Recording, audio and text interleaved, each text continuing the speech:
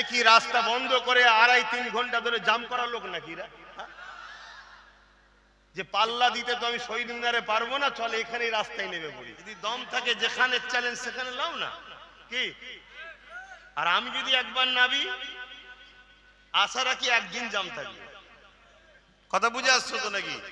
কিন্তু না, নিরীহ মানুষকে কষ্ট দিয়ে কাজ আমরা করতে চাইছি না। তাই আশা করছি এখানে যতজন আছে এরা সব রোজাদার। এরা জানে পথচারী মানুষের উপরে কষ্ট দিলে আল্লাহ রসুল নারাজ হবে। এদেরকে দ্বিতীয় আমি কি শিখাবো? এরা আমার রাসূলুল্লাহর মাননেওয়ালা। এদেরকে কোনো মোল্লা মৌলভী সাহেবদের শিখাতে লাগে না। আমার রাসূল বলেছে রাস্তায় পড়ে থাকা জিনিসকে তুলে নিয়ে এমন জায়গায় ফেলো যেখানে মানুষের কষ্টদায়ক রাস্তা যেন নিরাপদে থাকে। এটাও একটা ইবাদত, নেকির কাজ। জোরে বলুন সুবহানাল্লাহ। তারা কখনো রাস্তা জাম করতে পারে না। এই মেসেজ তোমাকে যে দিচ্ছে সে ভুল দিচ্ছে। সে আমাদের এই মাহফিলকে সে হয়তো পছন্দ করছে না, এটা হতে পারে। কোনদিন হতে পারে না আমার ছেলেরা রাস্তা জাম করে রাখবে। আর যদি কেউ রাখে সে কখনো মোহাম্মদ রসুলের প্রকৃত উম্মত হতে পারে না। কিন্তু রাসূলুল্লাহ বলেছে রাস্তায় কখনো কষ্টদায়ক জিনিস পড়ে থাকলে সেটাকে তুলে নির্জনে ফেলে দাও, তাহলে মানুষ যাবে। রাস্তা কেন করা হয়েছে? মানুষের যাতায়াতের জন্য, ঠিক তো নাকি? তাহলে আশা করছি সব ছেলে ভালো ছেলে, বিছখানে টুকবে না ভাই। এমনি কথা বুঝে আসছো তো নাকি? রোজার মাসে কথা বলতে খুব কষ্ট হয়। আবার মাঝখানে যদি টুকে দেন অন্যদিকে কথা চলে যাবে না। তো ভাই আমি যে কথা বলছিলাম, আল্লাহ রসুল ইয়াসরিফে গেলেন। তাহলে মক্কায় সন্ত্রাসরা জুলুম করলো, নবী পাক মক্কা শরীফ থেকে ইয়াসরিফ চলে গেলেন মদিনা শরীফে। সেই মদিনাকে যারা ভালোবাসবে নবী বলছেন তাদের শাফাআত করে জান্নাতে নিয়ে যাব। জোরে বলুন সুবহানাল্লাহ। আমি এখানে একটা জিনিস শিখাতে চাইছি, ভালোবাসুন তো আমাদের। আপনারা মানেন তো আমরা নবীর বংশের আওলাদ? আমার দাদা হুজুর নবীর বংশের আওলাদ মানেন তো? দাদা হুজুরের 5টা ছেলে হায়াতে সংসার করেছে, তেনার আরো ছেলে ছিলেন শিশুবেলা ইন্তেকাল হয়েছে।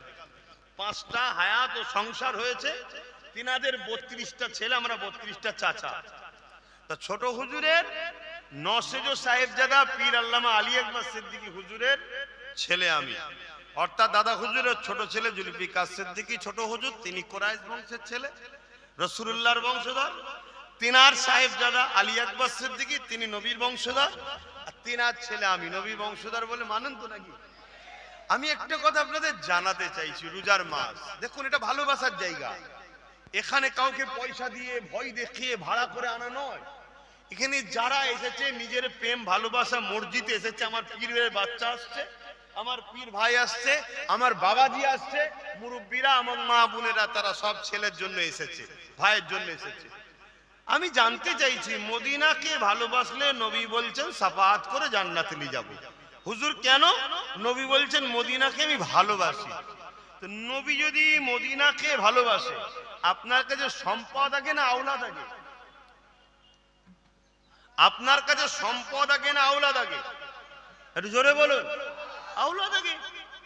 সম্পদ বিক্রি করে আওলাদের চিকিৎসা হয়, আওলাদকে বিক্রি করে সব কিনা হয় নাকি? তো সম্পদের জন্য আওলাদ নয়, আওলাদের জন্য সম্পদ। রাসূলুল্লাহ সম্পদ মদিনা, অর্থাৎ জায়গা। সেই জায়গাকে রাসূল ভালোবাসলে যদি বলে শাফাআত করে জান্নাতে নিয়ে যাব, তা নবীর খানদানকে যারা ভালোবাসবে নবী তাদের শাফাআত করবে। এইটুকু ভরসা বিশ্বাস আপনাদের আছে কি? এটা তো প্রেমের ব্যাপার। আমি বললাম এটা আবার কি প্রেমের ব্যাপার। সব জায়গায় দলিল খুঁজতে গেলে হয় না, কেন দলিল এখানে থাকে আর প্রেম আদব এখানে থাকে। এটা ইমানের জায়গা, এটা মাসলার জায়গা। ফতোয়া এখানে থাকে, মাসলা এখানে থাকে, আকীদা এখানে থাকে, ঈমান এখানের জায়গা, মহব্বত আদব এখানের জায়গা, আর শরিয়ত এখানের জায়গা। মাসলা শরিয়ত, নামাজের ফরজ, রুকুন, রোজার হুকুম আহকাম, মাসলা মাসাইল সব এখানের ব্যাপার। আর ঈমান এখানের ব্যাপার। একে যদি জিজ্ঞেস করো এ কিচ্ছু বোঝে না, এ একটাই কথা বোঝে, আমি ভালোবাসি। আর একে যদি জিজ্ঞেস করো, এ বলবে দলিল কি আছে? ও যে নামাজটা পড়েছে, রুকুটা কতটা দিয়েছে, শরীয়ত অনুযায়ী হয়েছে কিনা, দলিল কি আছে? রোজা যে রেখেছে, থুতু খেয়েছে কিনা, ফতোয়া কি আছে? ও অনেক কিছু দলিল খুঁজবে। শুনছেন তো নাকি? এজন্য আল্লাহ শরীয়তকে এখানে রেখেছে, ঈমানকে এখানে রেখেছে। ঈমান মহব্বত ও আদবের নাম। জোরে বলুন সুবহানাল্লাহ। নবী যদি এখানে থাকে, এখান থেকেই নবীর খানদানকে মহব্বত করতে হবে। মুফতি আজম মেজর হুজুরকে মানেন? একটু হাত তুলে দেখাবেন। মানেন? আলহামদুলিল্লাহ। মনে রাখবেন, আমার নবীর একটা হাদিস তিনি তিনার কিতাবে জায়গা দিয়েছে। হাদিসটা নবীর, সেই কিতাবে জায়গা দিয়েছে। তিনি বলছেন, রাসূলুল্লাহ বলছেন, শরীফুন নাসবদের ঘরে মহব্বত করতেই হবে। শরীফুন নাসব, তাদেরকে মহব্বত করতেই হবে। মহব্বত করা উম্মতের জন্য ওয়াজিব, করতেই হবে। এবারে শরীফুন নাসব কারা? প্রশ্ন তো একটা, শরীফুন নাসব কারা? কিতাবের মধ্যে পাওয়া যায় শরীফুন নাসব হলো নবীর খানদান, সাহাবাদের খানদান। জোরে বলুন সুবহানাল্লাহ। কেন?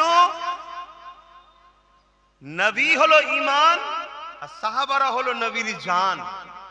সাহাবাদেরকে আঘাত দিলে, কষ্ট দিলে নবী বাজার হবে, আর নবীকে আঘাত দিলে ঈমান চলে যাবে। কথা বুঝে আসছে?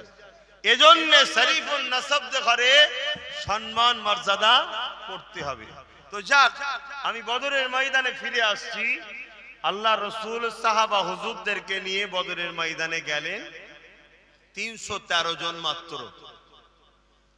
তার মধ্যে আবার দুটো ছোট ছোট ছেলে আছে, ছোট ছোট।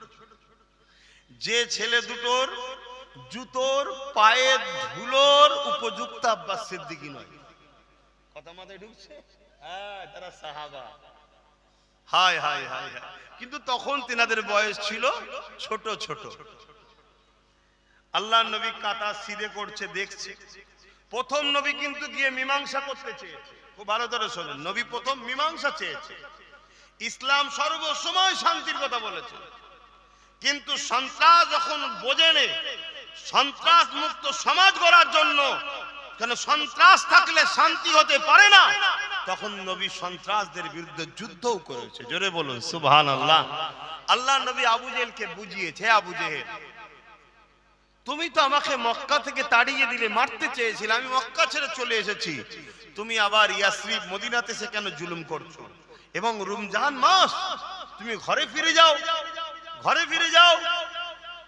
ওই সময়ে আবু জেহেল আমার রাসূলুল্লাহর কথা শুনলো না। দুটো অফার দিল, হয় আমার দলে চলে আসো, আর না হয় লড়াইয়ের জন্য তৈরি।